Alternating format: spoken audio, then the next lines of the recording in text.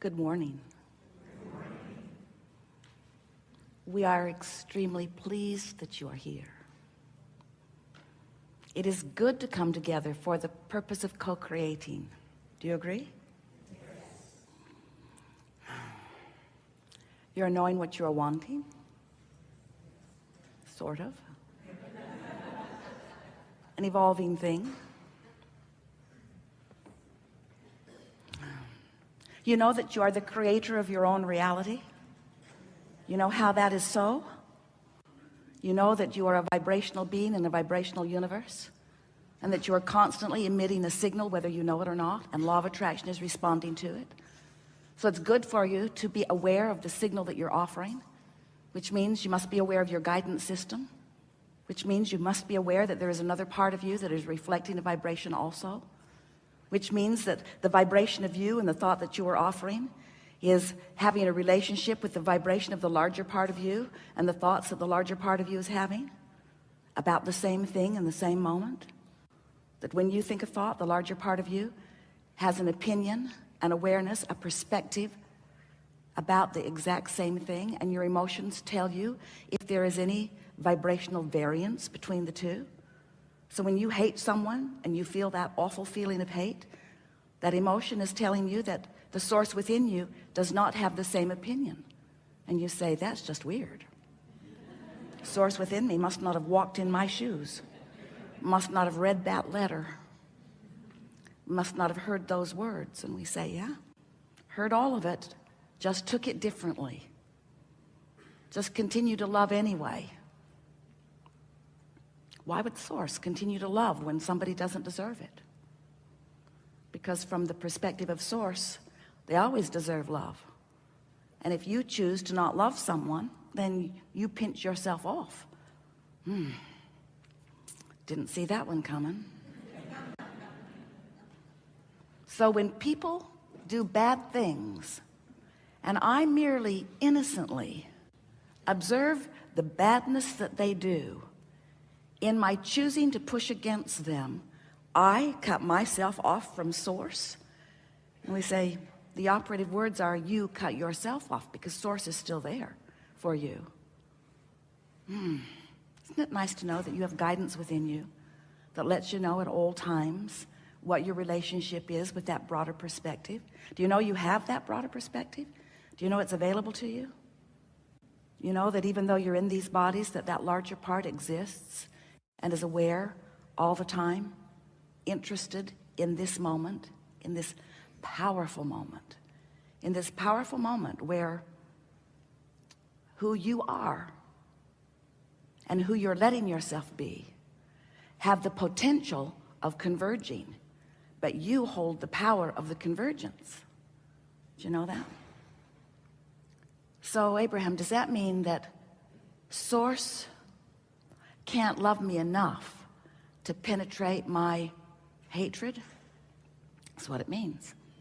Because you have the free will to choose whatever it is you give your attention to.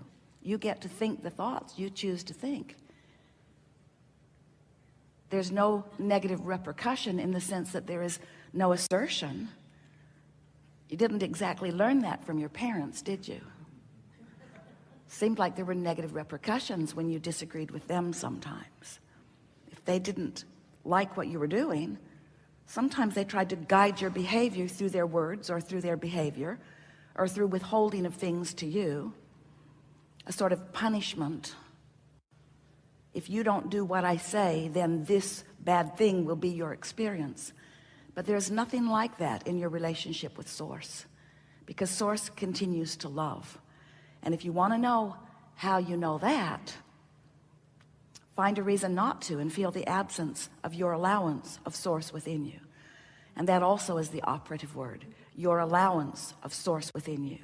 Because no matter what, that non-physical part of you, that source energy part of you is flowing to you, and you have full access to it. You just have to practice yourself vibrationally into aligning with it. Sometimes it's easy.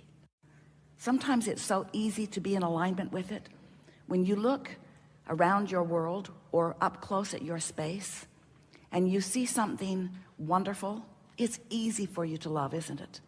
You just observe a loving or a lovable thing, and you love. And it feels so good that you would like to demand everyone to be just like that. If you would just behave, then I could be the loving being I was born to be. That's what you say to most people. Don't you know you're making me crazy? Don't you know you're making me mad? Don't you know you're upsetting me? Don't you know that if you would behave differently, I would feel better? And we say, yep, we all pretty much know that. You've said it often. But it isn't the way it works, is it? You have to decide that you want to feel good, and you have to want to feel good. Why would you want to feel good? Well, because you want to feel good. But if we were standing in your physical shoes, we would want to feel good because it would mean we are in vibrational harmony with broader perspective. And that not only feels good, it has many, many, many benefits. When you sync up with that broader perspective, you have access to the energy that creates worlds. You have access to impulses and ideas and inspiration. You have access to all of the things that you want. You have access to everything you've ever wanted. You have access to all that you've sifted and sorted to discover. I know I don't want that. I want that. And when you discover something that you want, it is held in a vibrational escrow for you. We call it your vortex. Some people are annoyed with the concept, but it's the way that it is. You've been synthesizing life, and you've been coming to personal conclusions, and you have created a vibrational version of you. A version of you that is happier. A vibration of you that holds many things that you want, who lives where you want to live and looks the way you want to look and lives with who you want to live with. In other words, there's a vibrational version of you that is intact, a vibrational version that always precedes the manifested version. So this gathering is about not only how to hook up with the vibrational version, which you have over many lifetimes, and especially during this one, carved out the specific details of what you want to live. Hooking up with that vibrational version of who you are, not just because you want to have those things and be those things and know those things that you've been looking for, not just because you want the answers to your questions or the solutions to your problems, but because only in that full alignment are you living the way you intended when you came forth into this physical body. You said, I'll go forth and I'll reach for more, and I'll line up with the more that I've discovered, and then I'll reach for more again. And then I'll line up with the more that I've discovered, and then I'll reach for more again.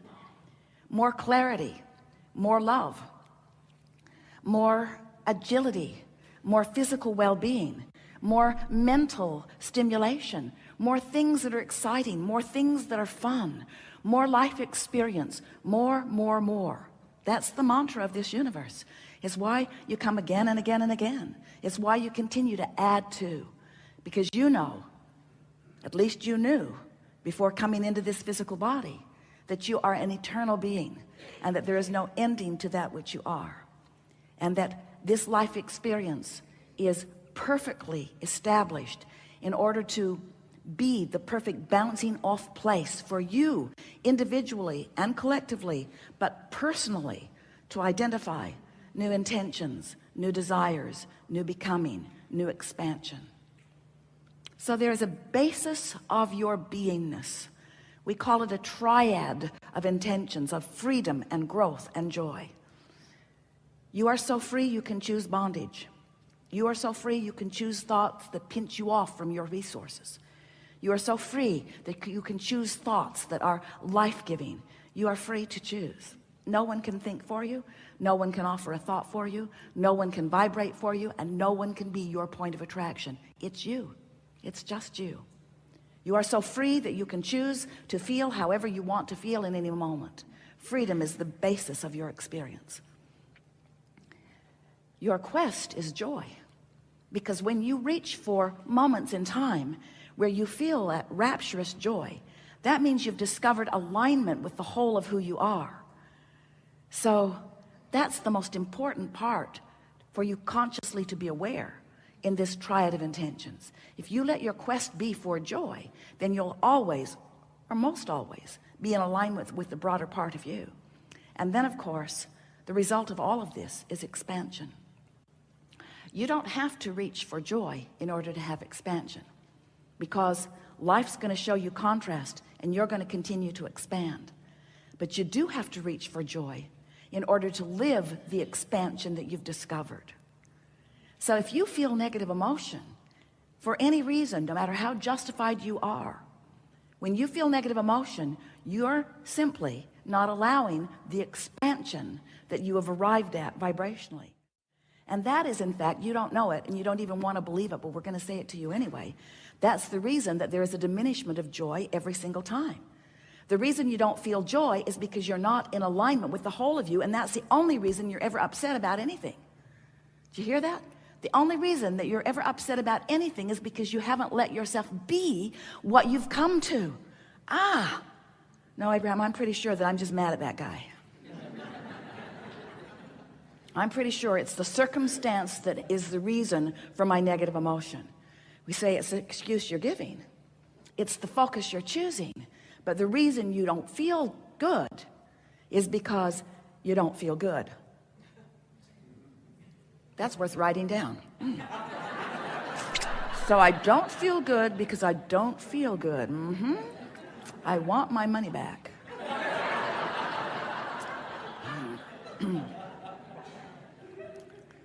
But that really is what's going on.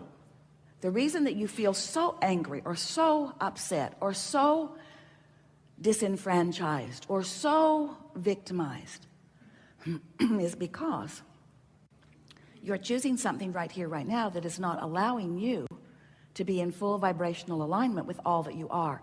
And that, we want to choose the most spiritual word we can find, sucks. It's just awful. It's just awful when you are not in alignment with who you are. And that's why you get so animated in your wanting to cast blame. It just feels awful when you don't feel good, doesn't it? It just feels awful. It feels awful because you're denying yourself the wholeness of who you are. You're a diminished part of who you are. You're not fulfilling your reason for being here in this moment. However, we would like to encourage you not to beat up on yourself too much about that, because even in negative emotion, there is value. Because how do you know what you really want? How do you discover who you really are until you taste a little bit of what you don't want? It's part of the deciphering process. So as we are moving forward here today, we want to, if you want to, and you do, because we want you to. No, it's not. We want to explore more fully the idea, the really law-based idea, that negative emotion is not a bad thing, it's a good thing, because it's a clarifying thing, because it helps you to define more clearly the direction that you're wanting to go. So we've told you everything that we know that matters to you. And now we are eager to chew with you on the nitty-gritty of what's up with you. It is our expectation that this will be a wonderful unfolding, and that together we will experience that expansion. But the best part of a gathering like this is that triad of intentions of freedom and growth and joy are all experienced fully. In other words, here we are free to discuss whatever we choose. Isn't that nice? And expansion will certainly be the result of coming into alignment with the fullest part of you. And that really is our quest as we play together. It's our dominant intent to provide conversation, to guide conversation too, to create a vibrational platform or environment that makes it more likely for you than ever before to come into vibrational alignment with who you are. So there's going to be a lot of conscious, deliberate expansion as a result of the time that we spend together.